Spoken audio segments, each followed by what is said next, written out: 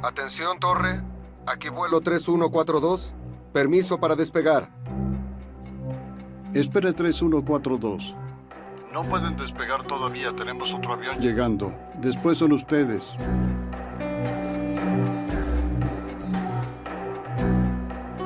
¿Despegamos 1-2? Despegamos. Terça-feira, 31 de agosto de 1999. O voo 3142 da Companhia Argentina Lapa, com 95 passageiros e 5 tripulantes, se prepara para decolar do Aeroparque, em Buenos Aires, rumo à cidade de Córdoba.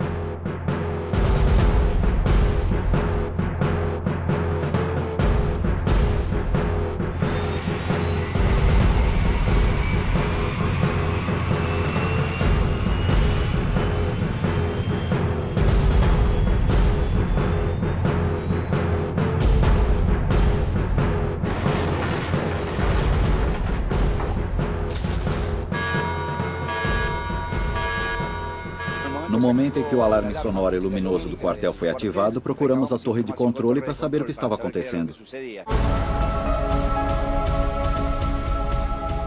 Nos disseram que na cabeceira 31, um Boeing 737-200 tinha saído da pista.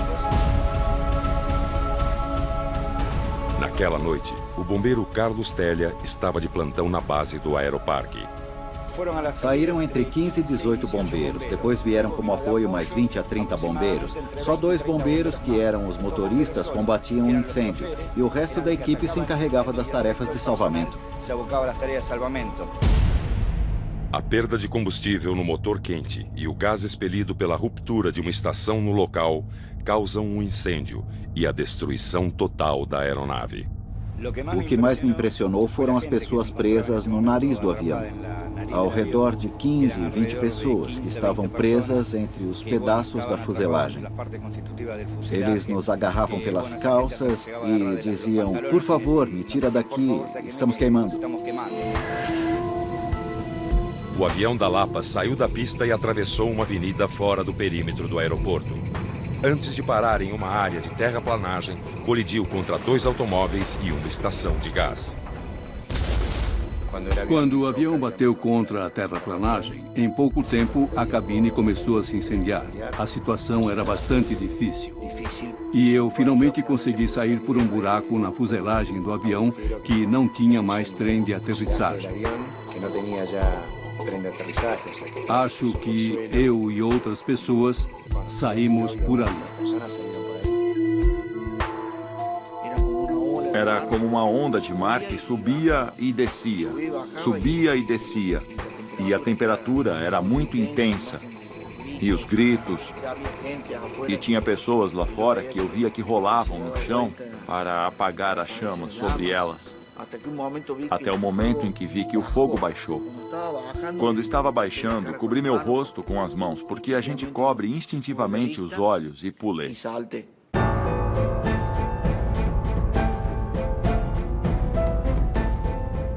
A maioria das pessoas a bordo do voo 3142 não tem a mesma sorte de Oscar e Rafael. Mas ainda era impossível saber quantos morreram no acidente.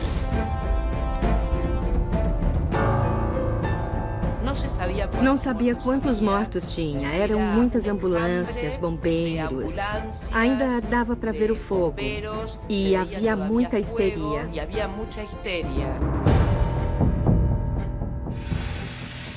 Milhares de pessoas acompanham as notícias pelos telejornais e alguns se dão conta de que a tragédia também os tinha atingido. Eu cheguei em casa, liguei a televisão à noite e via em todos os jornais uma grande massa de fogo. Parecia que tinha ocorrido uma grande tragédia aérea. Já há alguns antecipos acerca de lo que podem haver sido as causas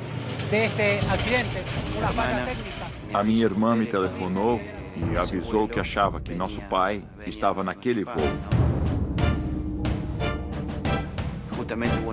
E então o nosso desespero foi tentar ligar para o celular dele. E foi assim durante toda a noite, tentando me comunicar com ele depois do que vimos na televisão. Durante toda a noite, tentando saber se ele estava vivo ou não. Vi a notícia pela TV. Quando vi a magnitude do acidente, do incêndio, imediatamente desci, tomei um táxi e tentei chegar ao aeroparque. O coronel Néstor Pelissa foi designado pela GEAC, a Junta de Investigações de Acidentes da Aviação Civil, para comandar a investigação. Ao chegar no local do acidente, já encontra outros membros da junta. E já tinha nesse momento 8 pessoas da junta. A junta de acidentes tem um plano de acionamento, mas antes que executasse esse plano, como o acidente aconteceu no aeroparque, as equipes de televisão chegaram bem rápido. Muitos já estavam sabendo e por isso chegamos lá antes de sermos chamados pela junta.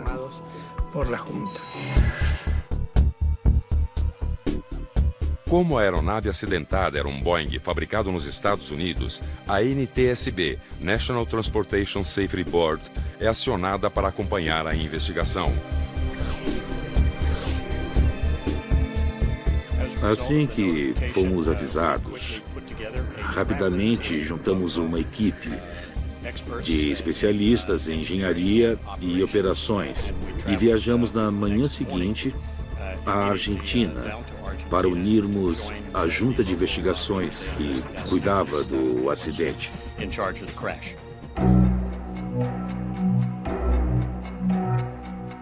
No dia seguinte, a imprensa confirma: a queda do avião da Lapa, segundos após decolar do aeroparque, matou 65 pessoas, 2 em solo, 60 passageiros e 3 tripulantes, entre eles, comandante e copiloto. Eu cobri a história desde o início, vendo o desespero dos familiares que queriam algum tipo de informação sobre os passageiros.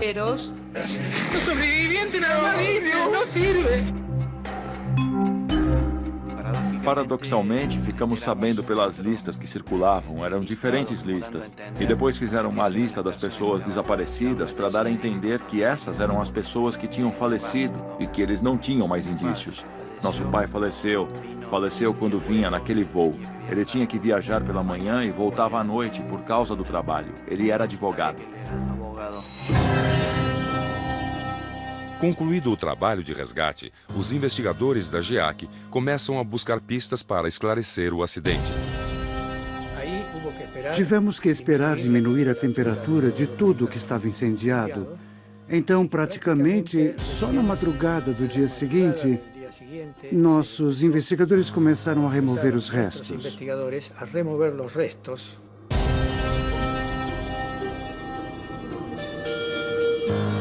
O que se procura primeiro são as caixas pretas, os gravadores de dados de voo e de voz. Localizadas no dia seguinte ao acidente, as caixas pretas são colocadas sob custódia da Justiça Argentina. As caixas pretas foram levadas e guardadas às 7 chaves pela Justiça Argentina. Então, não pudemos começar imediatamente a transcrever o conteúdo delas. Essa companhia aérea Lapa era de baixo custo e nova no mercado. E havia interesses conflitantes por parte das aerolíneas argentinas e dos sindicatos que podiam estar envolvidos. E também questões sobre a capacidade de uma linha aérea iniciante e a qualificação dos funcionários dessa linha aérea de baixo custo. Todos esses fatores estavam ali em conflito quando nós assumimos a investigação com o governo da Argentina. Enquanto as questões legais envolvendo as caixas pretas eram resolvidas, os investigadores trabalham com os elementos que já têm em mãos. Neste caso, podíamos considerar que tinha ocorrido uma falha no motor, o que impediu a decolagem. Ou considerar também que o avião não estava configurado para a decolagem, especialmente a parte dos flaps. Atención, torre. Aquí vuelo 3142. Permiso para despegar. Espere 3142. No pueden despegar todavía, tenemos otro avión llegando. Después son ustedes, ¿ok?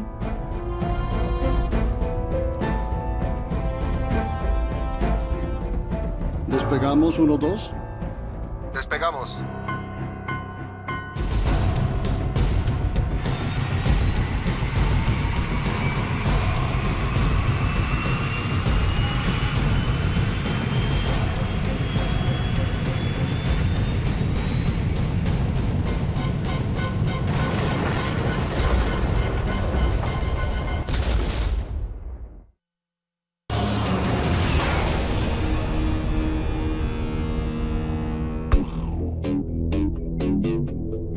Cinco dias após o acidente, as caixas pretas são liberadas pela Justiça Argentina e enviadas para os laboratórios da NTSB, nos Estados Unidos. Enquanto isso, os investigadores da GIAC Argentina analisam o que têm em mãos. Depois de alguns dias, fomos levando as partes que poderiam ajudar a remontar o avião de alguma maneira, colocando essas partes nas posições em que elas ficavam no avião, os motores e tudo mais. Isso é muito importante também para ver como ocorreu o acidente. Logo no começo, um detalhe já chama a atenção dos investigadores. Fomos encontrando aos poucos os comandos de flaps que nos indicariam a posição dos mesmos. Localizados nas asas e responsáveis pela sustentação do avião, os flaps são fundamentais no momento da decolagem. Todos estavam na posição para cima, o extremo dos flaps para cima. Isso já nos deu uma ideia do que poderia ser uma das principais causas. Os dados do avião também são minuciosamente checados pela equipe da Junta de Investigação. O Boeing 737-200, construído em 1970, foi comprado pela companhia argentina Lapa em 1996. Uma aeronave com quase 30 anos de idade. O avião estava em boas condições, apesar dos muitos anos de uso.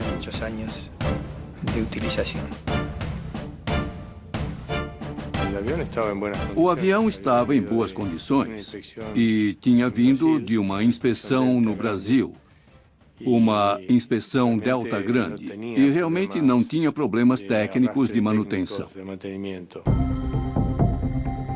O piloto Alejandro Camelo faz parte do Comitê de Investigação de Acidentes da Associação de Pilotos de Linhas Aéreas da Argentina. Ele participou de uma investigação extraoficial, paralela à da GIAC. Sempre que acontecia um acidente de linha aérea, regular ou não regular, e havia interesse em acompanhar o caso, esse comitê fazia uma investigação paralela à da Junta de Investigação de Acidentes. Além das duas investigações paralelas, o acidente do Lapa traz ainda outro elemento intrigante: relatórios feitos por um ex-piloto da empresa. Minha primeira carta de advertência é de 96. Foi quando eu parei um avião que tinha 2 horizontes artificiais inoperantes. Escrevi que a consequência, não só previsível, mas inevitável, seria um acidente protagonizado por um avião da Lapa. Eu sentia que tinha esgotado tudo, tinha avisado a Força Aérea, as autoridades da empresa, aos meus colegas, ao sindicato. Eu já não sabia mais a quem avisar. Em setembro de 1997, 2 anos antes do acidente, Henrique Pinheiro é ouvido pelo jornal The New York Times. Na reportagem, ele alerta sobre graves problemas na aviação argentina. Não houve muita repercussão, provavelmente porque os donos da Lapa tinham bons contatos na mídia, para evitar que, mesmo tendo sido publicada no New York Times, não tivesse muita repercussão na Argentina. 3 meses antes do acidente, Henrique Pinheiro deixa a empresa Lapa e formaliza numa carta de demissão todas as denúncias. Os principais pontos foram a indicação de 215 alertas que eu tinha levantado em 3 meses. Classifiquei as respostas. Nenhuma, exceto uma, foi reparada. É como levar um carro ao mecânico com 215 coisas para resolver e ele responde verificado. Falei das 3 vezes que abortaram a decolagem em 15 dias. Não pode ocorrer 3 casos desses em 15 dias em uma companhia que tem 2 aviões turbohélices. Algo está mal. Nunca tomamos conhecimento da carta. Soubemos que a carta existia pelo que começou a sair nos jornais. A gente soube desta carta pela imprensa só depois do acidente. Foi uma surpresa. Mas para os investigadores da Associação de Pilotos, a carta enviada por Henrique Pinheiro é relevante. Foi usada como detonador de que o sistema estava tolerante a situações que atentavam contra a segurança. Apesar das denúncias contidas na carta do ex-piloto, as investigações iniciais da GIAC se concentram unicamente nos registros oficiais. A manutenção do avião é controlada pela Direção Nacional de Aeronavegabilidade, que tem inspetores que são engenheiros que controlam a empresa.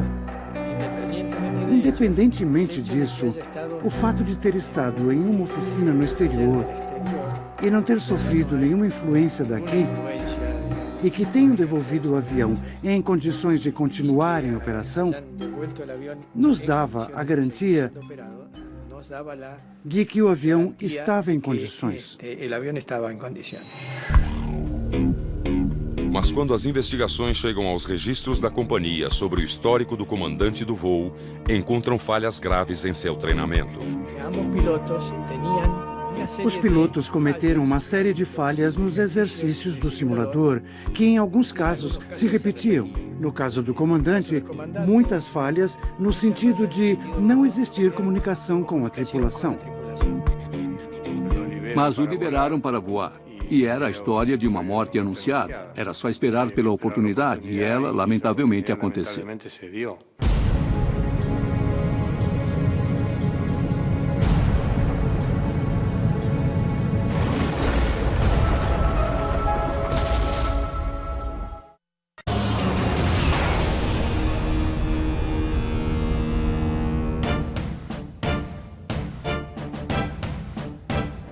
As investigações do acidente com o avião da empresa argentina Lapa já trazem algumas evidências das possíveis causas da tragédia que matou 65 pessoas.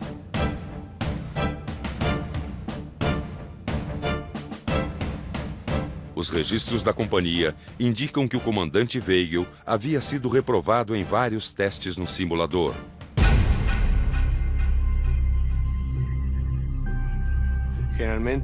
Geralmente, as empresas levam em conta a informação dos instrutores. Essa informação existia. Mas qual é a razão para que o gerente de operações e o chefe da linha tolerem essa situação? Teríamos que analisar mais profundamente o porquê.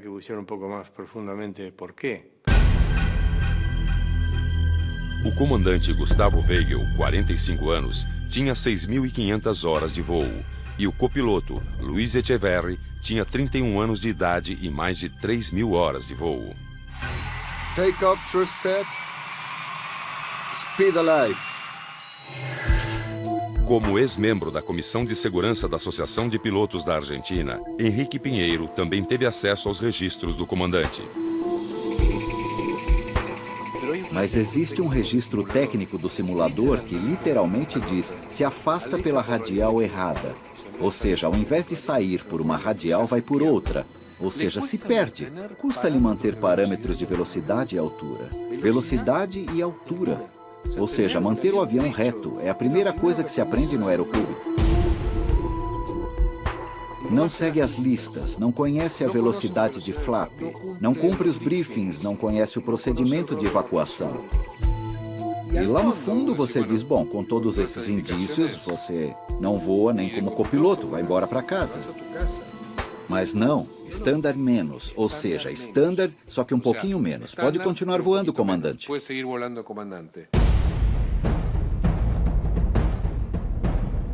Mas para os investigadores da GIAC, os instrutores que avaliavam o comandante podem ter sido influenciados por sua personalidade.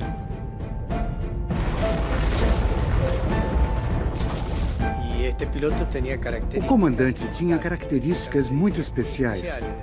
Era uma pessoa muito hábil socialmente, de forma que pode ter enganado quando fez o curso de administração de recursos de cabine. Saiu parabenizado. Era um dos principais porque fazia muito bem as coisas. A companhia não pode aprovar ninguém que não esteja em condições. Lá não se olha para o rosto de ninguém. Está ou não está em condições. Não existe outro tipo de consideração. E se não está, não está. E não deveria voar. Pronto, acabou.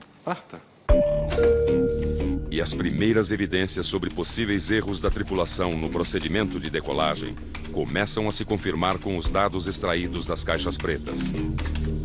Nós tínhamos um engenheiro de performance e oficiais argentinos que vieram a Washington para analisar as gravações.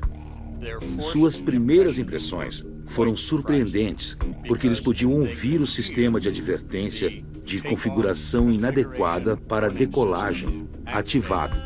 E era possível ouvir uma conversa entre a tripulação que não indicava que eles entendessem o alarme e tomassem medidas para abortar o voo. Não sei o que é o que passa, viejo, mas está tudo bem. Além do sinal de alerta para abortar a decolagem, que parece ter sido ignorado pela tripulação, um outro dado chama a atenção. Também tínhamos indicações das caixas pretas de que os flaps estavam na posição para cima. Eles nunca foram posicionados na posição de decolagem. Então, imediatamente soubemos pelas caixas pretas o que aconteceu, já que a decolagem não tinha sido feita com a configuração padrão. As informações sobre a posição dos flaps encontradas nas caixas pretas do Boeing reforçam o que as equipes de campo já suspeitavam. Nós ficamos particularmente interessados nessa aeronave, porque descobrimos que os flaps estavam retraídos.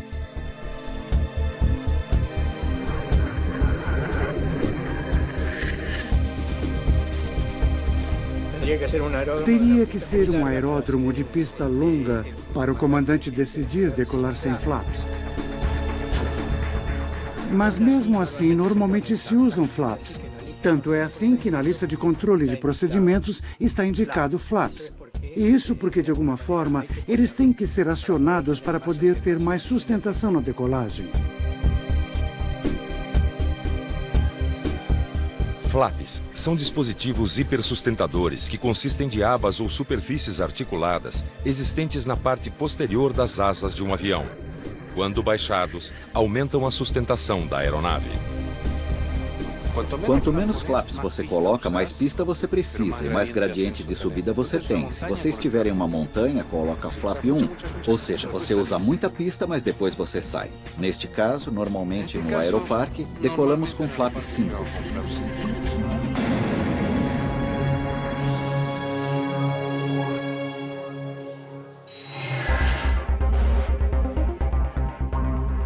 O conteúdo do gravador de voz revela sérios problemas de comportamento da tripulação dentro da cabine. Inicialmente, tínhamos as fitas que a Junta de Investigações de Acidentes entregou. Mas conseguimos uma fita original e fizemos depois um trabalho muito mais técnico, com técnicos da Sony aqui na Argentina, onde apareceu um monte de expressões que no original se ignoravam. E isso, sem dúvida, ajudou a conhecer o cenário que ocorria no momento do acidente.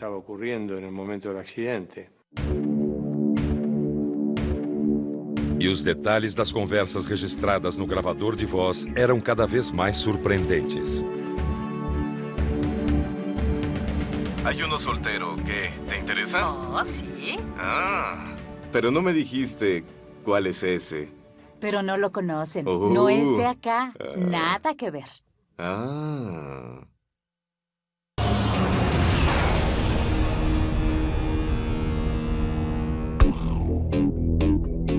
Ao escutar o gravador de voz do Lapa 3142, os investigadores descobrem que durante os procedimentos que antecederam a decolagem, o clima na cabine era de total descontração.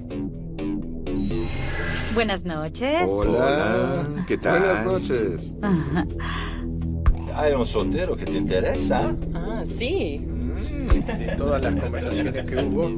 De todas as conversas, mais de 60% medidas no tempo foram conversas que não tinham nada a ver com a operação do avião. E isso influencia muito nos acidentes. Pero no me dijiste cuál es ese. Caos. O mais completo, total e absoluto caos. Que não era nada mais do que o fiel reflexo do caos que imperava na empresa. Esse mesmo caos foi levado a essa cabine nessa noite. ¿Cómo estás, compañero? ¿Qué haces? Vente a Córdoba. Anda, vamos. Se você promove gente que não está em condições de ser promovida, a conduta operacional será isso. Se sua cultura operacional é voar sem seguir as normas, seus pilotos vão gerar o caos que foi gerado naquela noite na cabine. Evidentemente que começou a se ver isso como um fator causal contribuinte ao acidente. A cabine tem que ser, e existe uma denominação estéril, no sentido de que não se deve falar outra coisa que não seja sobre a operação do avião, ou pelo menos muito pouco que não seja sobre a operação do avião. Ah, bueno, te estaba contando que volé com Vargas. E nesse caso era totalmente o oposto. Bom, apesar de ter investigado tantos acidentes, a impressão é horrível. Pensamos que poderia ser um de nós nessa situação. E a verdade é que nunca gostei de julgar pelo que ouvi. Porque um acidente é um erro do sistema. E este acidente provou que o sistema tinha erros.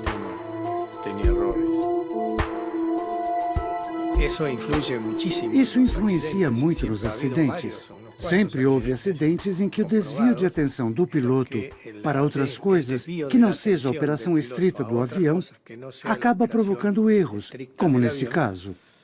Não realizaram as listas de controle de procedimento e pularam as partes em que tinham de controlar a configuração dos flaps na posição adequada para fazer a decolagem.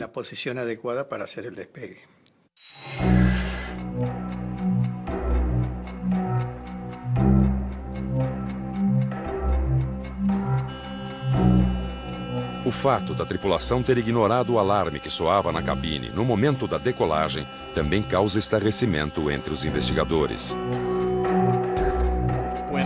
Quando nossa equipe em Washington ouviu as gravações da cabine, eles puderam escutar o som do alarme de decolagem e também perceberam que a tripulação não agiu no sentido de abortar a decolagem. Ao contrário, eles estavam confusos e tomaram a decisão de continuar com a decolagem logo depois que o alarme tinha disparado. No sé qué es lo que pasa, viejo. Speed alive. Pero está todo bien. A decisão da tripulação de ignorar o alarme é muito surpreendente e quase que sem explicação. B1. Rotate. Eles certamente sabiam que esse sistema operava na aeronave e o fato de não terem agido é quase inconcebível. Tratava-se simplesmente um ser humano que não reage ao seu conhecimento e ao seu treinamento.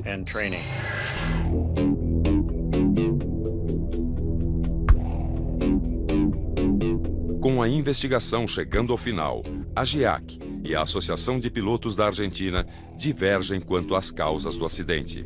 Neste caso, a causa principal do acidente foi que não acionaram os flaps na posição correta para realizar a decolagem. Além disso, está a falta de disciplina dos pilotos por não pararem a decolagem e de não terem percebido o alarme de configuração. E continuar a decolagem até o ponto de perder o controle e não poder parar o avião dentro da pista.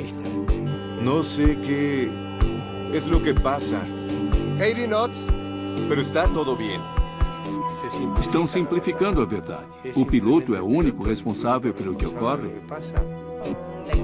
A investigação da Força Aérea concentrou-se exclusivamente nos erros do piloto, e isto é equivocado, porque um erro, mesmo que possa ser atribuído ao piloto, neste caso, não foi a única causa do acidente.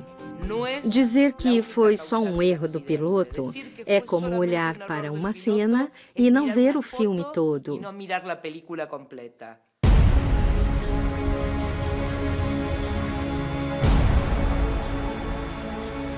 Apesar das divergências, os investigadores da GIAC e da Associação de Pilotos precisam descobrir por que a tripulação do Lapa 3142 ignorou os alarmes da cabine.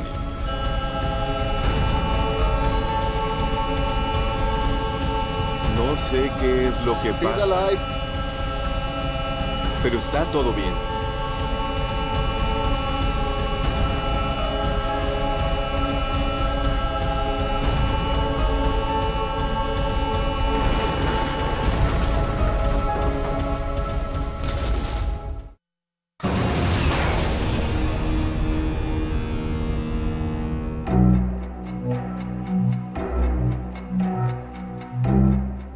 Durante quase 9 meses, os investigadores da Junta Argentina e da Associação de Pilotos do país trabalharam separadamente para esclarecer as causas do acidente do voo 3142 da Lapa.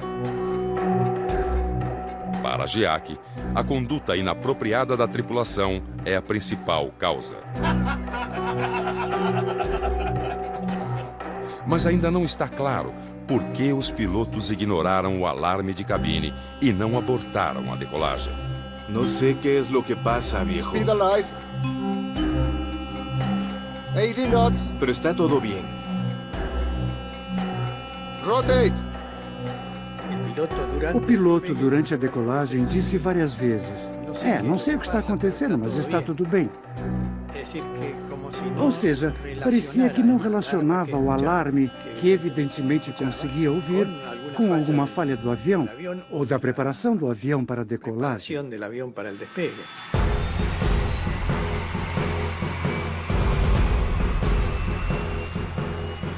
O que pode estar tão alterado na cultura de uma empresa ao ponto de que a contenção externa que funcionava naquela noite fosse ignorada pelos tripulantes? E é isso, os alarmes estavam soando o tempo todo. O ex-piloto da Lapa, que já havia denunciado várias falhas de procedimento na empresa, também havia alertado sobre esse problema. Isso é uma cultura em que o alarme se questiona. Não se executa, se questiona. Dispara o alarme de fogo e eles começam, será que é real ou não? Como assim será real ou não? Isso não me interessa. Não sei que é o que passa, viejo. Speed alive. Pero está todo bem.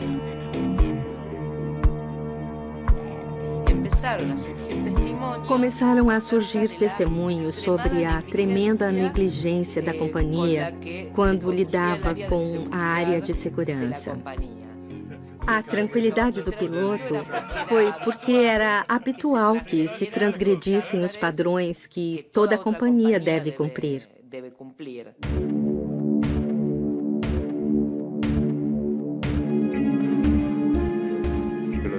Dissemos isso no informe, que se o comandante estivesse vivo, certamente seria processado. E a gente não teria feito nada para mudar sua situação junto à justiça. O que lamentamos é que se simplifique o acidente da Lapa na tripulação. Há muitos elementos para julgar para saber se há outros responsáveis que poderiam ter evitado o acidente e não o fizeram. O relatório final da GIAC aponta os fatores que contribuíram para o acidente. Falta de disciplina dos tripulantes, excesso de conversas alheias ao voo, o não reconhecimento do alarme sonoro indicando que os flaps não estavam baixados.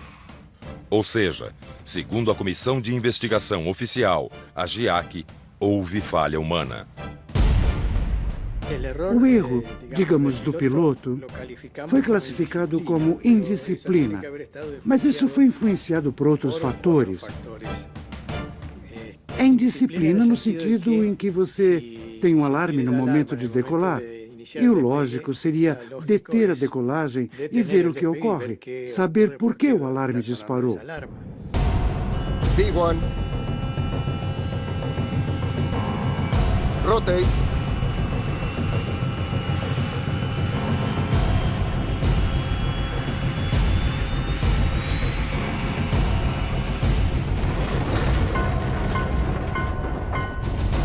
Para a Associação de Pilotos, o relatório final da GIAC Argentina não aponta a cadeia de eventos que provocou o acidente.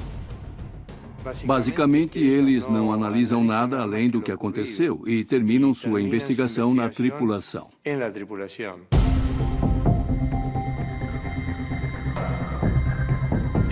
O principal fator que contribuiu para que ocorresse o acidente é provavelmente a falta de prática de gerenciamento da companhia. Ela simplesmente não tinha um padrão de qualidade elevado. E o governo da Argentina, não estando por dentro das operações dessas novas companhias de baixo custo, não exigiu um desempenho mais elevado, algo que é esperado pelo público que viaja. Mais de uma década após o acidente, o que mudou na aviação argentina?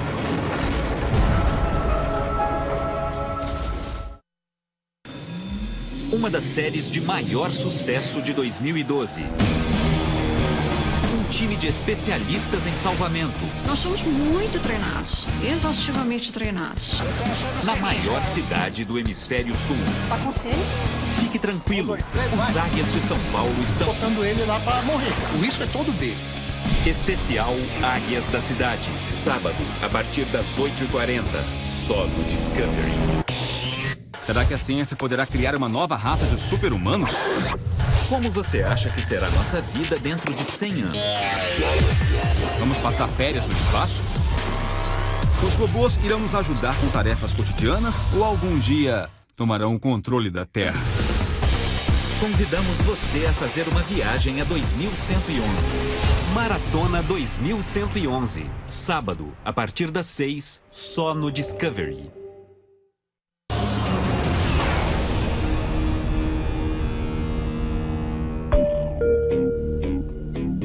Em 2003, 4 anos após o acidente que matou 65 pessoas, a empresa argentina Lapa pediu falência e fechou as portas. Em 2007, o controle da aviação civil saiu das mãos dos militares e passou para a ANAC, um órgão subordinado ao Ministério da Infraestrutura. Mudanças como esta tornaram a aviação civil na Argentina mais segura? Muito pouco. Existe uma esperança, já que houve uma mudança. O controle da aviação civil foi dado a uma administração civil. Então, é mais fácil exigir uma mudança ou cobrar um erro de um político do que de uma corporação militar. E acho que vai ser muito mais produtivo o diálogo, já que, de alguma maneira, essas inquietações poderão ser ouvidas. Não sei se serão levadas em conta, mas pelo menos serão ouvidas. De forma geral, a aviação em todo o mundo está cada vez mais segura, porque os elementos são melhores, os aviões são melhores. Tudo vai melhorando e então a segurança aumenta. Estamos iguais a antes do acidente. Nas mãos de incompetentes, corruptos, um sistema que não tem melhorado, não tem feito nenhuma mudança. E a triste verdade é que não aprendemos. Porque não aprendemos. Com certeza, muitas coisas mudaram para fazer a aviação na Argentina mais segura. Acho que a mudança para o controle civil do espaço aéreo com o ANAC, a autoridade aeronáutica, mudando de uma estrutura militar para uma civil, é bem positiva. E eu sei que a Junta de Investigações é muito mais profissional do que era no passado. Para a Associação dos Pilotos, o maior avanço ocorreu na fiscalização. O acidente provocou no comando regional daquela época e hoje na ANAC uma fiscalização bem mais severa. Algumas mudanças foram feitas, as quais afastaram os inspetores que não tinham idoneidade para avaliar qual era o estado de instrução das companhias. E hoje, os inspetores são ex-pilotos que voaram nesses aviões, estão treinados em simuladores e, portanto, têm idoneidade para poder observar se uma pessoa está em condições, se tem habilidade requerida para o cargo que vão delegar a ele.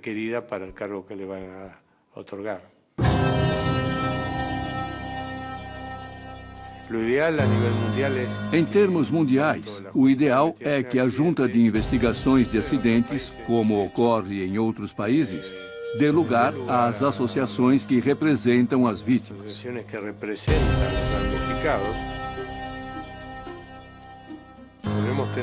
Podemos ter diferença de opinião, mas acho que o ideal é que se trabalhe em conjunto. No caso do voo 3142, uma ação movida pelos familiares das vítimas contra a empresa Lapa exigiu novas investigações por parte da Justiça Civil e levou ao banco dos réus os donos da empresa. O julgamento final da Lapa demorou 10 anos para chegar. Um processo que geralmente dura 1 ano e meio, 2 anos, incluindo os recursos judiciais, ou seja, um recurso, outro recurso, foram absolvidos porque o delito tinha prescrito. Ou seja, tinha passado demasiado tempo desde a ocorrência do delito até a chegada da justiça. Justiça que finalmente não chegou porque foram declarados inocentes e estão em suas casas. E tem mais de 60 mortos na Argentina e supostamente ninguém foi responsável por isso.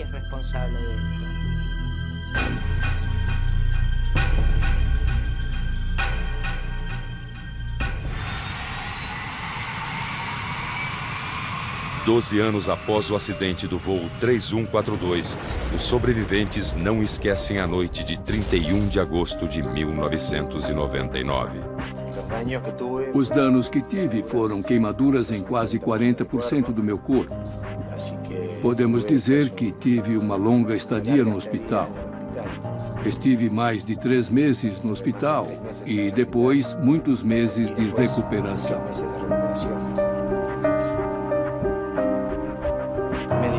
Me levaram a uma clínica onde fiquei 1 mês e meio internado, onde me deram os primeiros cuidados, como a troca de pé, a limpeza de todas as escoriações, todas as possíveis infecções que poderiam existir embaixo da pele. E começaram as cirurgias dos primeiros enxertos.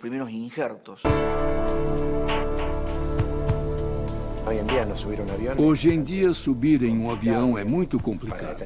Para algumas coisas, se torna muito difícil. Então, a primeira vez foi duro, mas acabei subindo. E quando tenho que escolher uma linha aérea, tento pegar a que esteja melhor conceituada no mercado. Embora ache que nenhuma seja 100% segura, voltei a voar e tenho feito isso várias vezes. E digamos que consegui superar essa barreira.